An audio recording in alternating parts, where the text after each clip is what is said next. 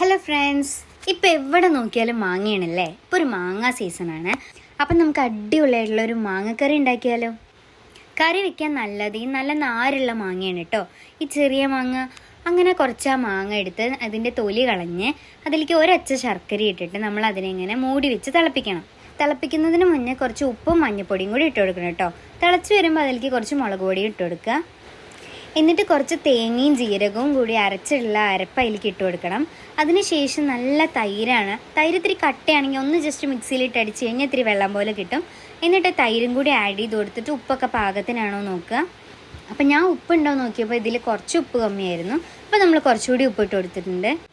ഇനി നമുക്കിത് താളിച്ചു കൊടുക്കാം കേട്ടോ.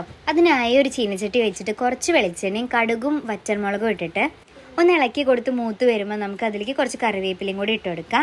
എന്നിട്ട് ആ താളിച്ചത് ചൂടോടെ അതിലേക്ക് ഒഴിച്ചിട്ട് അങ്ങനെ അടച്ചു വെക്കണം. എന്നിട്ട് തുറക്കുമ്പോൾ ഒരു മണം ഉണ്ടാവും, അടിപൊളിയാണ്. ചോറിന് വേറെ ഒന്നും വേണ്ട, ഈ ഒരൊറ്റ കറി മതി നന്നായി കഴിക്കാൻ.